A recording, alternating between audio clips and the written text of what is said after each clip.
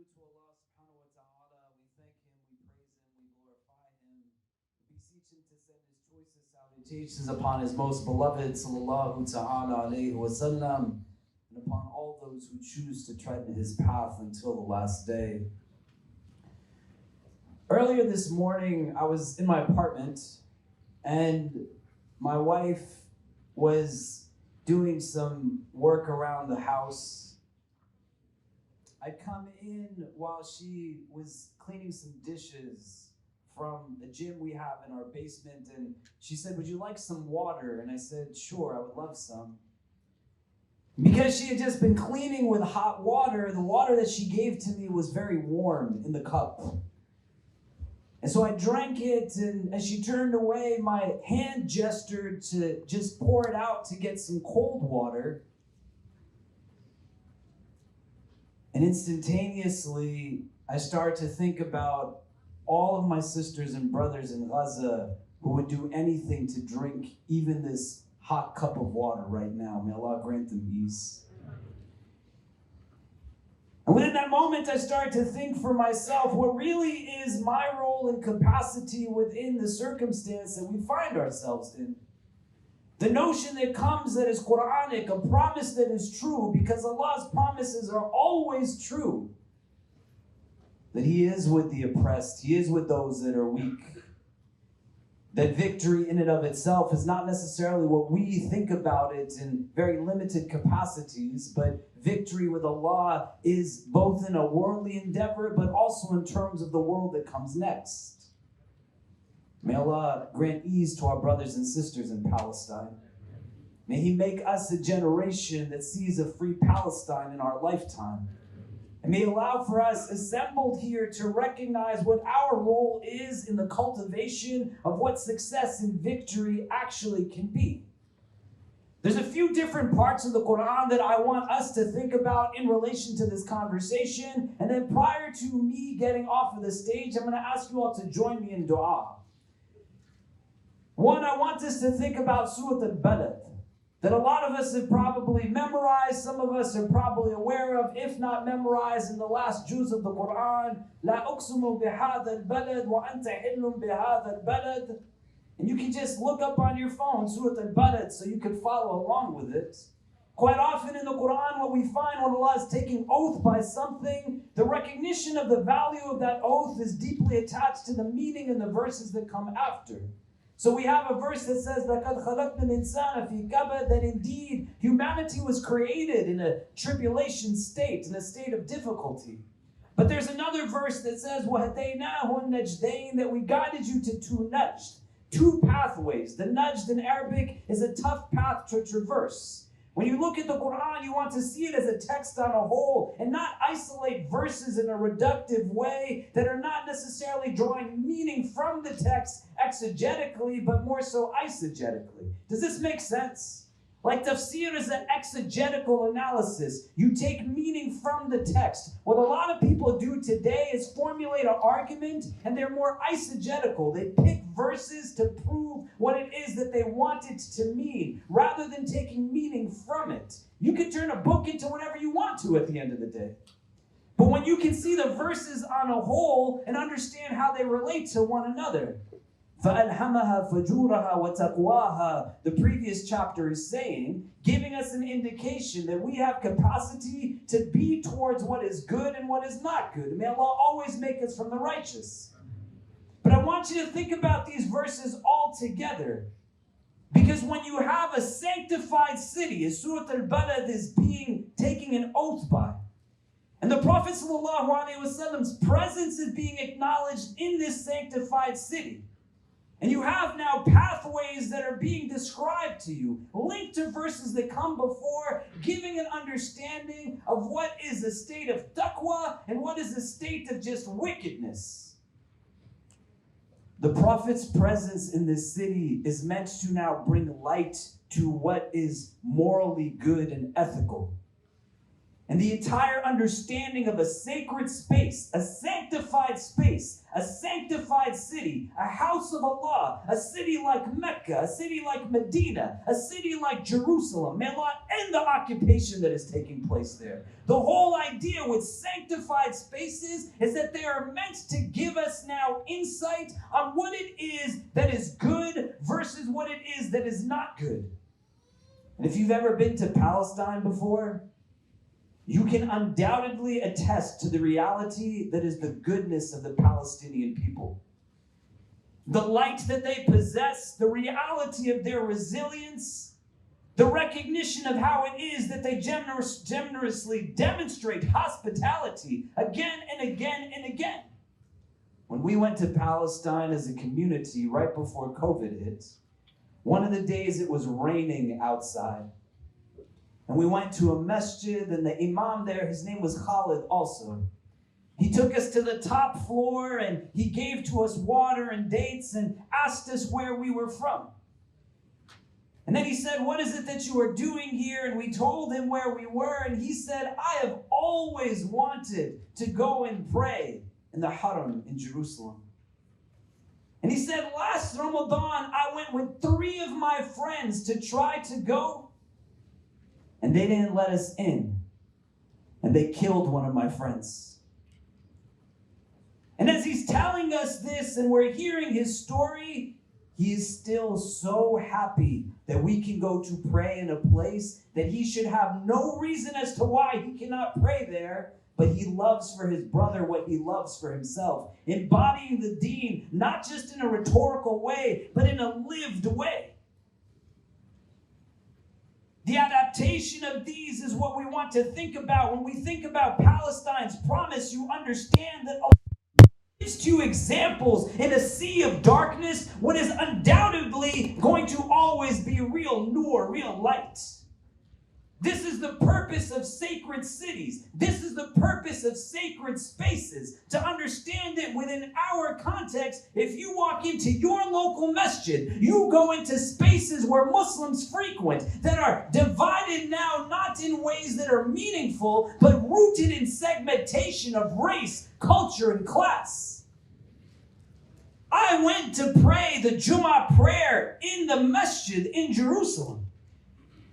And the Imam, when he descended from the mimbar, you saw people of all backgrounds coming to the mimbar, men and women alike. They didn't say that you are a woman, you got to go stick in a basement somewhere. They didn't say that you are black, this isn't a place for you. They didn't say you're a convert, we're going to only joyously scream when you take shahada, but let you eat on the day of Eid by yourself in a diner. It's a sacred space, the city of Jerusalem. It's meant to give you an indication of who the divine is. One God that is for all humanity till the end of time. A book that is meant to be for each and every person. When the entire world is recognized as being a masjid, as the hadith says, it doesn't just mean that you can pray anywhere that is out there only, but what it also means is that Muslims can pray anywhere, which also means that people can be Muslim anywhere. And this is what a place like Palestine shows to us. When the Jummah prayer was done that day, the Palestinian people were standing in the courtyard of the Haram, doing nothing to bother anyone. The soldiers came and started to just beat them and strike them down. The medics came to help them, and the medics that were coming to help them, they started to beat them too. And they still get up to pray. In the rubble of buildings, they call the adhan for Jummah, giving to you an understanding of what it means to be in a place where the recognition of true success and victory is not materialistic gain or worldly possession. That true richness is not having an abundance of things of the earth, but true richness is having a richness of your soul. That these fools can seek to captivate somebody on a physical level, but they are not taking these people's hearts. And so you draw from them a sense of understanding of what it actually means to be a believer, a mu'min. and to try to make sense of it, and in the midst of things that make no sense, that they are still striving, still moving forward. Nobody is taking away from them what it is that they possess, that is their most beautiful possession, the inside of their hearts. You can look through the Qur'an to be able to find now answers to this question about what we call victory. You look at Surah An-Nur and you want to see what Allah says in terms of what will yield victory and how we all can play a role in this.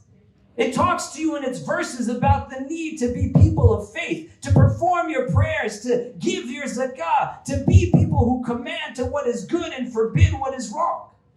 These are things that are inwardly subjective decisions that you have to make. At this moment in time, you have to understand that your Fajr prayer is not just for you. That the performance of your dua is not just about whether or not you are going to get up at the time of sunrise for your sake or not. But you understand with a deep recognition that there is a difference between just creed and faith. You can't be Muslim just because you dress how somebody else dresses, or you eat how someone else eats, or you talk how someone else talks. It is not an inherited religion. It's a discursive theology. You have to be able to explain why you believe in it, and belief is in your heart. You have to be able to think, what is the conviction I have within me? And that faith is one capacity of victory. A second that we find in Surah Al-An'am, Allah Azza wa Jal speaks about the necessity of us being unified as a community in order for us to have that sense of victory. To not be divided on things that make no sense. If we right now were to look around in this room and you see the diversity that exists within Muslim experience, I want you to think about how it is that in the city we live in, there are 1 million Muslims strong, 200 masjids. And where is it that people are together? You think about every reason as to why someone might be separated, someone might be divided, where it is that we create factions that make no sense. How many times has somebody of a different race eaten dinner in your home? Think about it. Think about when you break fast, you have iftar. Who gets the blessing of being able to break fast with you in your spaces?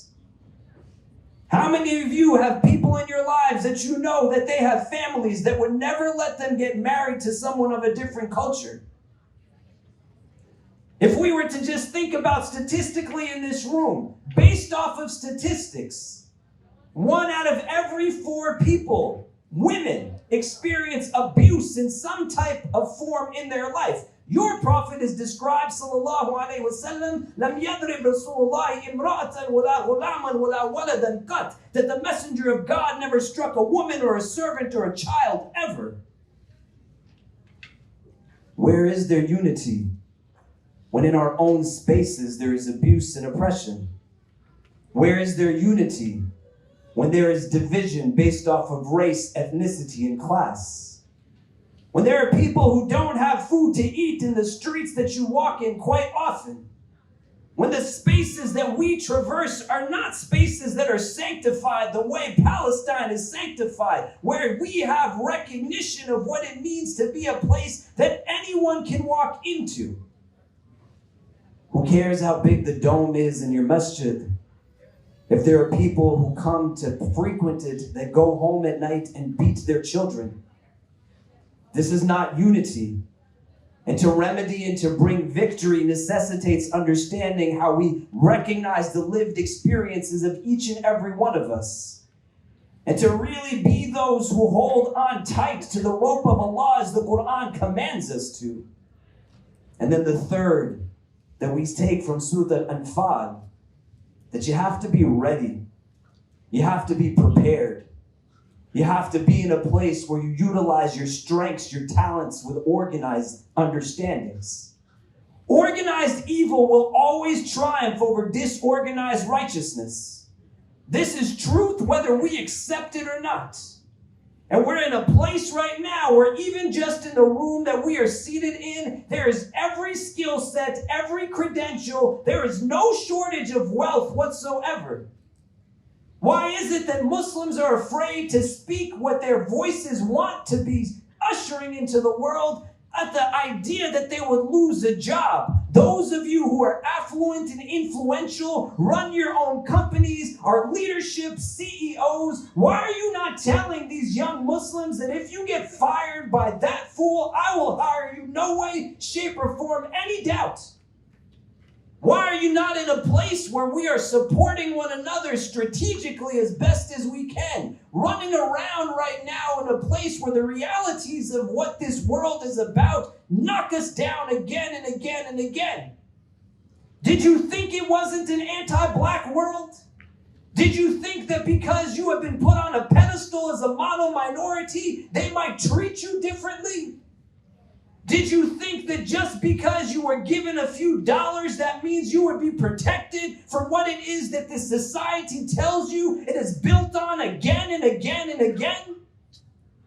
You got to take a breath, as the Qur'an says.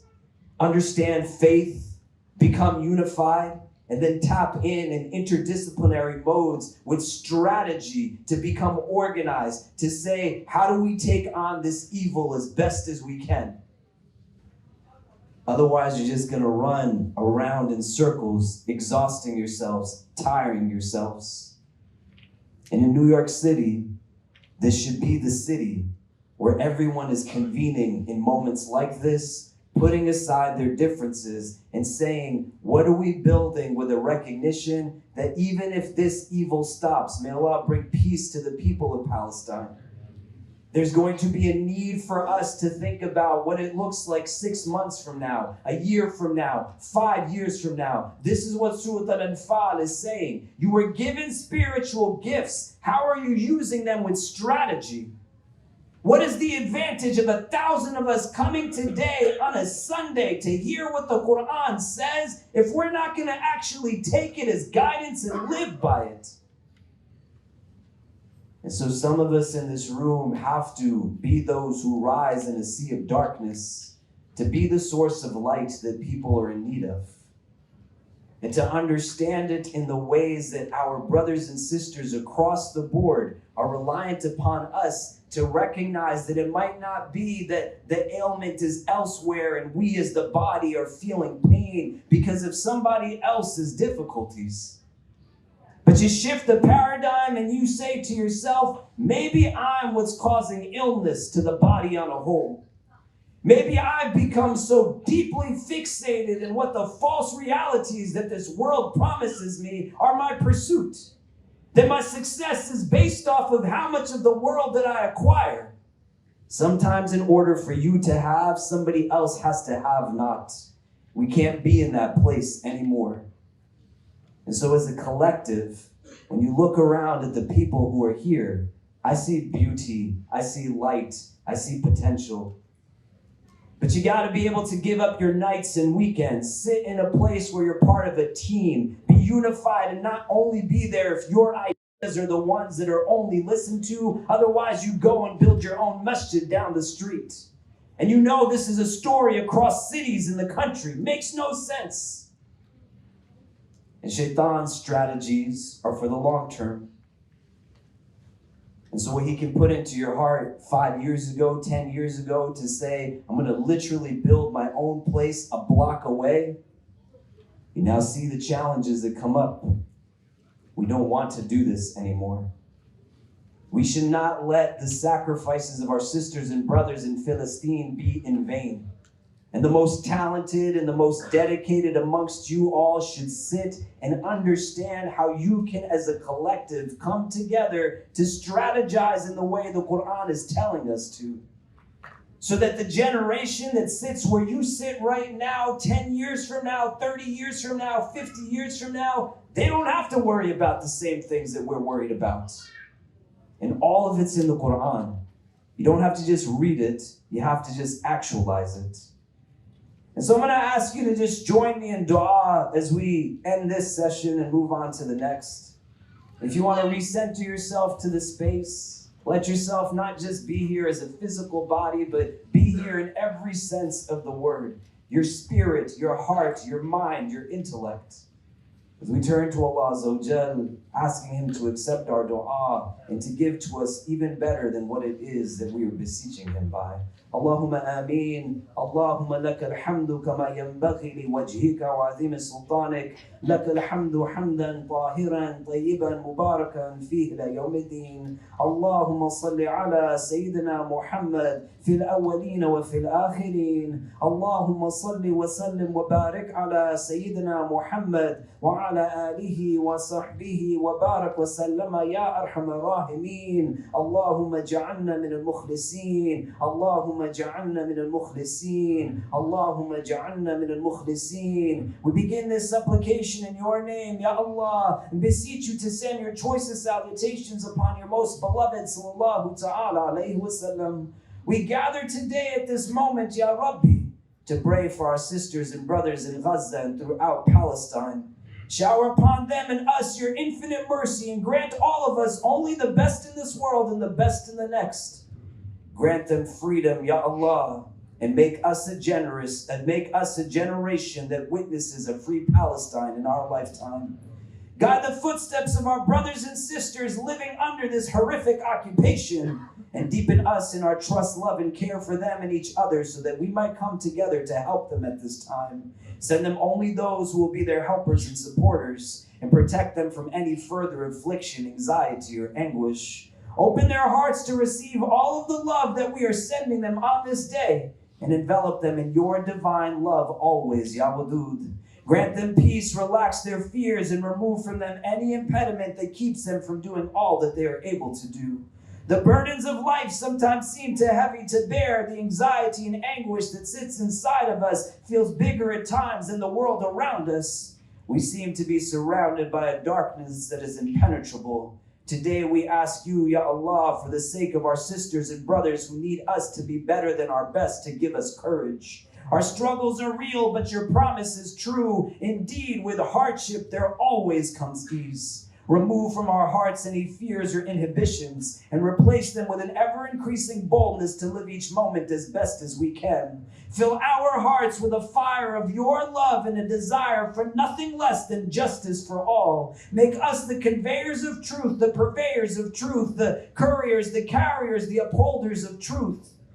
Let us not be swayed by false fulfillment, but make us from amongst those who taste true contentment. Let us never be those who a strong fear of loss in this world or hope of gaining some portion of it keeps us from speaking out and hearing the truth that we yearn for. Keep us from being silent, Ya Allah, when others lie, and help us to never lie to ourselves consciously or unconsciously. Bring people into our lives that we love so much that our love for them moves us to be courageous but never foolish. People who we love so much that our dedication to their well-being is rooted in wisdom and mindfulness. Make us people who find strength through selflessness, not selfishness, sincerity, and never self-centeredness. Help us to see this world always through hearts that are drawn towards goodness, to silence fear and abolish anxiety, to overpower indifference and break away from greed, to eliminate arrogance and defeat racism, to be bold enough to ask of you to make us those who do only that which is good. Help us to be above what is simply normal and to never compromise on who it is that we are for those who only accept us when we become that which we are not. Forgive us when we unknowingly or knowingly become the cause of unwanted compromise in the lives of those around us or hurt others in ways that at times we don't even realize. Make us those who are never embarrassed by our faith, those who always see our race, our heritage, our class, our gender, our religion as a means of strength and never something that we wish wasn't a part of us. Make us outstanding by not being afraid to stand out, to be firm and resolved in our conviction and values, and any distinction and distinguishing of ourselves to be rooted only in love. Setting ourselves apart does not mean we have to be distant from other hearts, and help us to carry you, Ya Allah, in our hearts always. Help us to never fear the path of truth for the lack of people walking on it, and bless us with leaders to follow who walk firmly upon it. Let our unity be not tied to uniformity of the external, but instead make us sisters and brothers of all colors in our unity based off of a uniformity of our values and hearts. Remove from our hearts any negative thoughts of others, and help us to never partake in acts of injustice against people of any background. Even if no one else speaks, help us to always speak against any oppression, even if it means speaking against ourselves. Love your creation through us. Be gentle to them through us. Increase them in strength through us. Give them courage through us. Help them grow through us. Endow them with confidence through us. Fill them with sincerity through us. Protect them always through us. And through us bring good and benefit to the rest of this world. Ya Arhamar Rahimeen, most merciful of those who show mercy. Let our anger be only at injustice, oppression, and exploitation of people, so that we will work for justice, equality, and peace. Let our tears shed only for those who suffer from pain, rejection, starvation, and conflict, so that we will reach out our hands to comfort them and change their pain into joy. And let our successes be many, as we make a difference in this world by doing the things which others say cannot be done. For all those who have lost loved ones, bring ease to their hearts, and let every tear that they have shed raise their loved ones in rank and degree over and over again. Make those who have passed from the shuhada, Ya Rabbi, and help us to remember them always and to be a continued source of benefit for them. For our brothers and sisters in Palestine, their loved ones, their family members, and all those who are facing any type of hardship in the world at this time, we simply ask for peace. Protect us always from hearts that are not humble, tongues that are not wise, and eyes that have forgotten how to cry. Forgive us for our shortcomings and guide and bless us all. ربنا تقبل منا إنك أنت السميع العليم وتب علينا يا مولانا إنك أنت التواب الرحيم وصلى الله تعالى على خير خلقه محمد وآله وصحبه أجمعين برحمتك يا أرحم الراحمين. جزاكم الله خير والسلام عليكم ورحمة الله تعالى وبركاته.